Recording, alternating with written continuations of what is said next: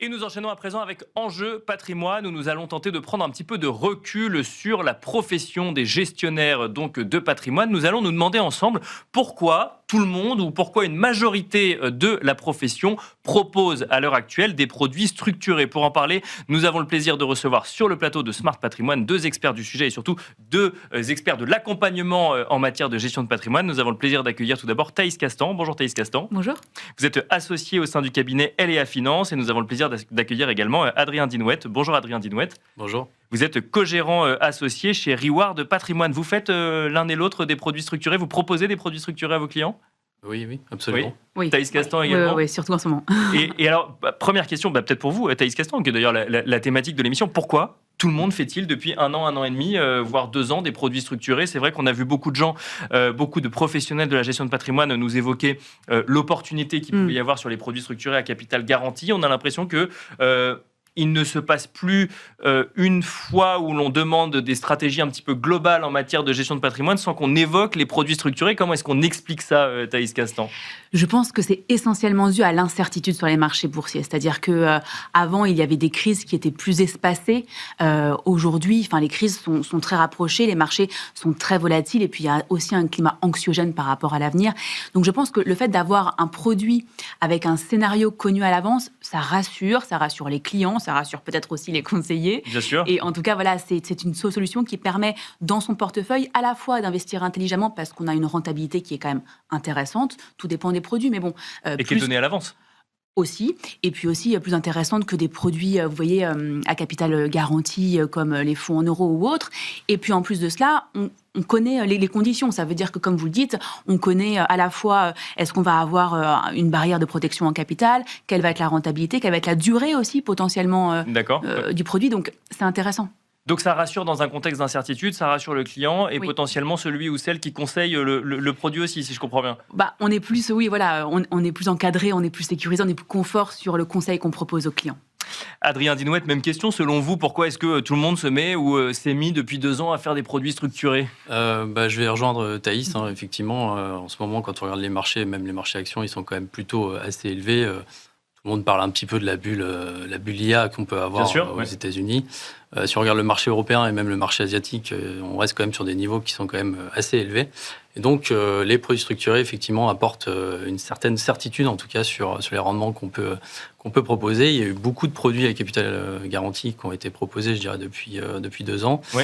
Au début, on a vu un petit peu ce qu'on appelle les notes taux fixes, donc qui sont des produits qui donnent un rendement qui est garanti par l'émetteur sur une durée en général de 12 ans, avec un rappel au gré de l'émetteur. Ça, c'était des produits qu'on avait vus quand il y a eu la remontée des taux. D'accord. Donc ça, c'est, je dirais, il y a 2 ans. a fait le retour des produits structurés. C'est le retour des produits structurés, même de cabinets en gestion de patrimoine qui ne faisaient pas forcément des produits structurés, qui sont mis aux produits structurés à ce moment-là. Ouais. Après, on a vu pas mal de produits structurés sur le CMS 10 ans. Donc, d'accord. Le CMS 10 ans qui a un taux moyen européen à 10 ans, mais qui est grosso modo l'Euribor 6 mois en moyenne sur une durée de 10 ans. Il y a eu beaucoup de produits là-dessus qui ont été faits avec des rendements qui pouvaient atteindre des 6, 7, 8, voire 10% suivant les conditions.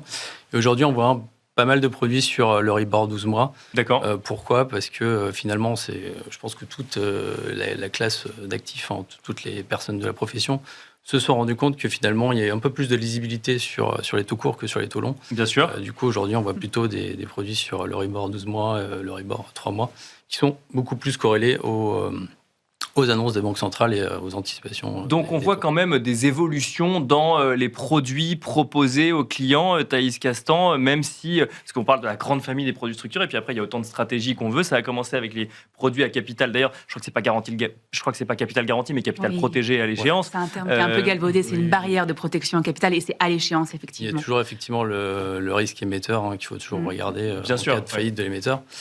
Néanmoins, je vais rajouter un petit point. Allez-y, Adrien Dinouette. On a vu quand même la faillite de Crédit Suisse. Oui, bien sûr, qui il faut l'avoir en tête. C'est pas si mal passé parce que les investisseurs qui étaient sur des produits Crédit Suisse sont retrouvés sur finalement des produits qui sont gérés par UBS aujourd'hui. Donc, on a eu un petit peu le scénario de marché Mais ça montre quand même que le risque émetteur, est un risque qui est à prendre en compte. Thaïs Castan, oui. Non, je rejoins Adrien sur le sujet aussi où on en a un peu pour tous les goûts. C'est-à-dire que contrairement aux produits à capitaux garantis où on va retrouver par exemple uniquement le fonds en euros et on n'a pas tellement le choix chez les assureurs, là en termes de produits structurés, on a une diversité finalement aussi bien d'émetteurs que de stratégies, que de conditions également au sein du produit. Donc, c'est intéressant de pouvoir répondre aussi aux besoins du client grâce à cette classe d'actifs en fonction de comment il est conçu et de ne pas être dépendant d'une seule, d'une seule stratégie finalement. Oui, bien sûr. Mais alors, la question qu'on peut se poser vu de l'extérieur, c'est est-ce que c'est le retour, enfin c'est la baisse des taux, enfin le retour des produits à capital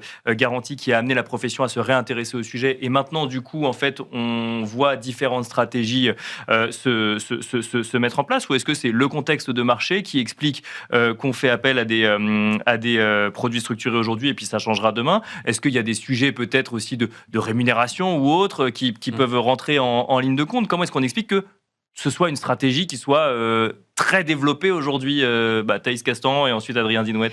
Bon, je dirais que c'est plutôt par rapport au contexte de marché. C'est vrai qu'on est arrivé à un moment donné, il y a 3-4 ans, où les fonds en euros ne rapportaient plus grand-chose, malgré la garantie qu'il y avait en face. Donc la question se posait de se dire, on a une inflation qui est galopante, mais les fonds en euros rapportent moins que cette inflation. Donc quoi faire? Là, se sont structurés ces produits qui permettent à la fois d'apporter une rentabilité plus intéressante, tout en ayant des garanties en face pour l'investisseur. Suite à ça, il y a eu aussi l'immobilier qui a commencé à être chahuté. Donc, quels allaient être les produits refuges finalement? Donc, je pense que c'était vraiment un contexte de marché. Après, en ce qui concerne la rémunération, c'est vrai qu'il y a différentes politiques à ce niveau-là. Nous, le cabinet, LEA Finance est très clair sur le sujet. On préfère...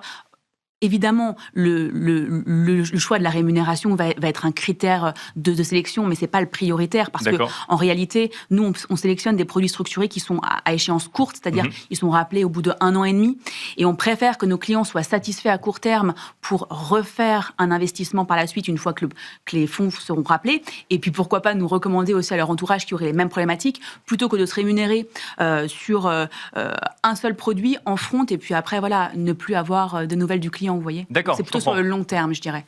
Adrien Dinouet, même question. Est-ce qu'il y a aussi un aspect rentabilité pour les CGP sur les produits structurés? Alors forcément, je pense. Après, ça va dépendre des cabinets de gestion de patrimoine, ça va dépendre des réseaux. Des stratégies. En général, quand on voit des produits bancaires, en réseau bancaire, ils sont ultra margés pour les clients. Quand vous avez des produits structurés chez des cabinets de gestion de patrimoine, c'est en général qui sont beaucoup moins margés. Après, effectivement, il y a une stratégie qui peut être mise en place chez certains cabinets pour la mise en place des produits structurés et de certaines marges. Nous, au cabinet, en tout cas, on fait également attention à ça. Je pense que le plus important, ça reste de proposer un produit qui soit cohérent avec le client, qui soit rappelé également rapidement, parce que mine de rien, quand vous avez un produit qui est rappelé rapidement, ça augmente également le rendement pour le client. Parce que quand vous partez sur un produit qui part sur 10-12 ans, vous ne savez pas à la fin si vous allez être rappelé ou pas, soit ça va être 0, soit ça va être une performance à 50%. D'accord. Finalement, une sortie, oui, effectivement, parce que quand vous avez une sortie plus rapide, ça augmente mécaniquement ce qu'on appelle le TRI, donc le taux de rendement pour le client. Donc, avoir une stratégie qui, à la fois, effectivement, peut rémunérer le cabinet, mais surtout le client, et une stratégie qui est assez courte en termes de sortie, c'est une stratégie qui est plutôt intéressante. Mais qui n'est pas toujours simple. D'accord. D'ailleurs, c'est ce qu'on a vu aussi avec les produits sur le CMS 10 ans, où finalement, si on regarde il y a 1 an, jour pour jour, les taux de la Banque Centrale Européenne, ils étaient à 3%, le CMS était à 2%. Donc le CMS 10 ans anticipait vraiment une baisse des taux de la Banque Centrale Européenne. Aujourd'hui, on a les taux de la BCE qui sont à 2% et un CMS qui est à 2,80. D'accord. Donc il y a toujours une stratégie dans les produits structurés de savoir à quel moment il faut rentrer. Typiquement, il y a 1 an, ce n'était pas le moment d'y aller sur les CMS 10 ans. Mais voilà, le timing est important, la marge, effectivement, c'est important. Mais il vaut mieux avoir un produit qui est plus margé, qui est au bon timing, qu'un produit qui est moins bien margé, qui est au mauvais timing. Ça reste des conditions de marché, c'est ce qui fait, j'ai envie de dire, le plus du produit structuré, mais même de tout type de classe d'actifs. C'est intéressant, Thaïs Castan, parce que c'est vrai qu'on dit les produits structurés, parce qu'on ne rentre pas dans le détail de chaque client.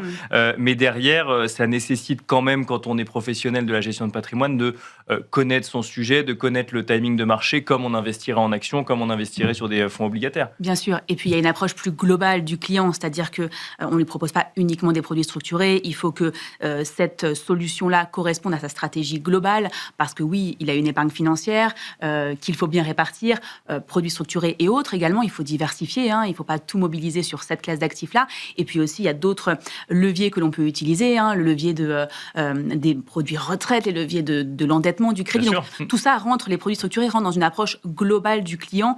Et ce qui est, je dirais, pratique dans cette classe d'actifs des produits structurés, c'est qu'il y a une grande diversité. Et voilà, et comme l'a dit Adrien, il y a par exemple un an ou 2 ans, c'était pas opportun d'investir sur telle ou telle classe d'actifs sur les produits structurés et sur d'autres ça l'est. Donc Dernière question pour vous deux, on commence avec vous Thaïs Castan. Cette fin d'année 2025, est-ce que c'est toujours intéressant d'aller sur une stratégie qui intègre des produits structurés au vu des contextes de marché actuels ? Oui, complètement. Alors, encore une fois, sélectionner le produit structuré qui va correspondre au timing, au point d'entrée. Le sujet intéressant sur les produits structurés, c'est qu'on a une fenêtre de tir qui est courte. En réalité, c'est 1 mois à peu près. Donc, sur 1 mois, on arrive quand même à viser un point d'entrée qui est intéressant, aussi bien sur le secteur d'activité que sur la classe d'actifs, que sur la zone géographique. Donc, c'est ce qui va permettre, avec l'actualité, de cibler les opportunités. Adrien Dinouette, même question, dans le contexte de marché actuel, dans les prévisions qu'on peut avoir pour 2026, même si c'est très compliqué de savoir ce qui se passe sur les marchés financiers, mais est-ce que c'est toujours une stratégie adéquate ? Oui, c'est toujours adéquate. Alors, il y a toujours un produit structuré qui sort au bon moment, au bon timing. Effectivement, c'est ce qu'on disait tout au début, les marchés actions sont quand même assez élevés aujourd'hui, donc un produit à capital garanti, admettons, sur un Euribor 12 mois qui vise potentiellement une baisse de taux pour être appelé. Ça reste une stratégie qui me paraît assez cohérente aujourd'hui. Effectivement. Il faut toujours, bien sûr, regarder une barrière haute pour que les coupons puissent être détachés pour le client, mais si les conditions sont là, il n'y aura pas de sujet.